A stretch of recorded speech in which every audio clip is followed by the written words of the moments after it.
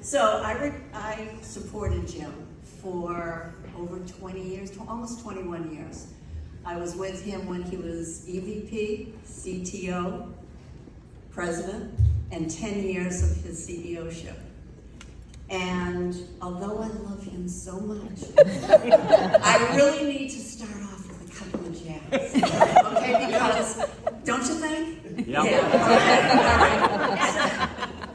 So, Jim Heppel, let me start off by saying Jim Heppelman is a very sweet and gentle man. Said no one ever.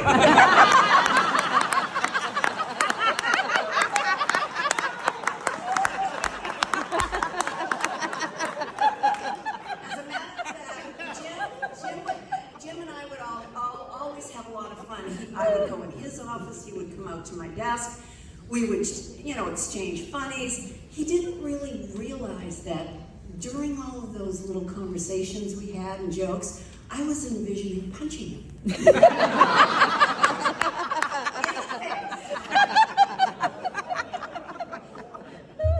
You know I love you, so this is all teasing. So, enough of that. But Jim, retirement is going to bring some big changes for you. And one of the big changes is that no one's going to call you boss ever again. Ever again. And the other big change, Jim, is that you now have a new boss.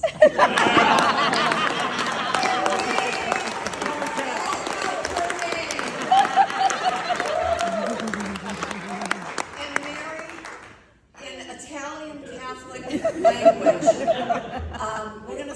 We're gonna set up a support group for you tonight because you're getting 4 times the husband with no income.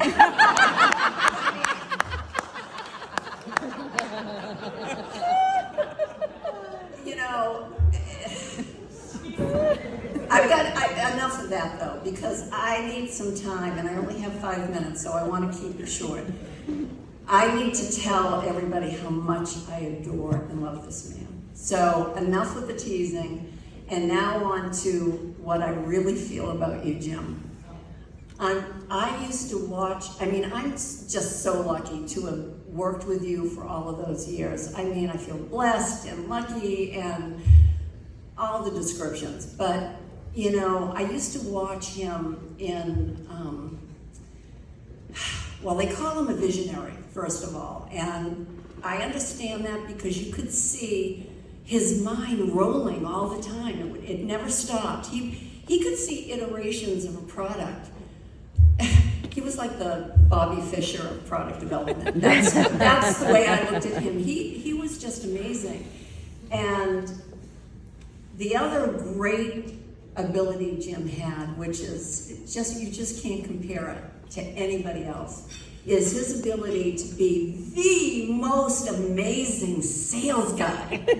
The most amazing sales guy, coupled with his technical knowledge. It was such an anomaly, Jim. You are such an anomaly.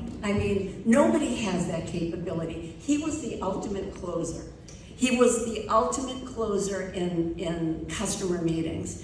He would go into a meeting and that was close to finalizing, and you just knew it was a done deal because you do that voodoo that you do.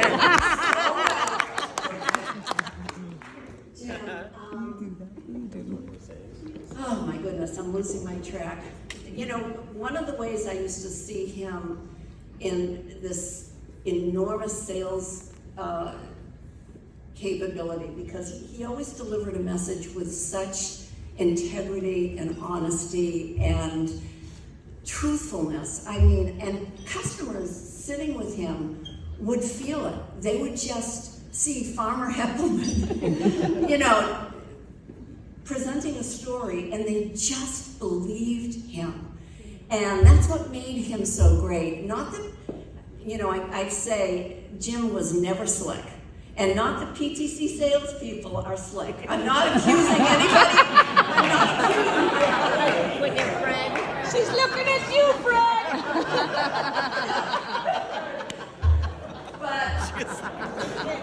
But Jim was one of those people where you would listen to him and you would just know he was telling you the truth. And I saw it a lot in sales meetings with customers, but I also saw it in his quarterly earnings calls. I mean, amazing, amazing, because he sat down at a microphone and he just told the story. He just told the story of the quarter, what happened and why it happened, whether it was good or bad. He just told the story truthfully, and it was appreciated by everybody. You could just, I mean, he didn't have to tweak the story. He didn't have to pad it or recreate it or tell it a different way or omit the sentence because it might make you look bad. No, he just told the story.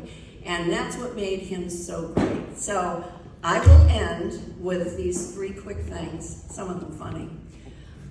The first one is, retirement is an important phase of your life now. And I've been retired for 4 years, and the only advice I can give you is from your own mouth. Don't fuck it up. The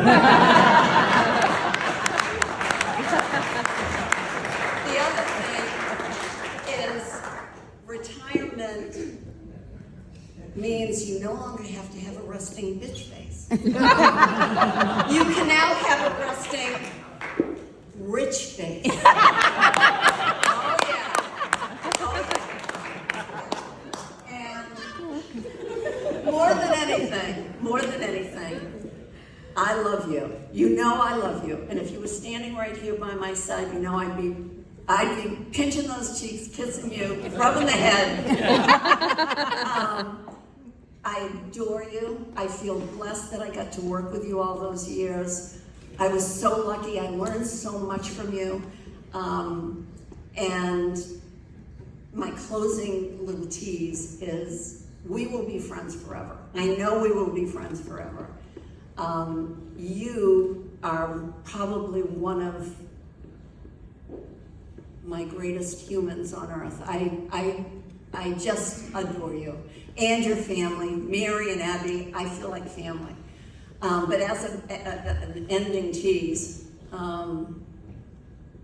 doesn't matter if we speak once a week or once a year. You can always pick up the phone, Jim, and invite me to any of your mansions.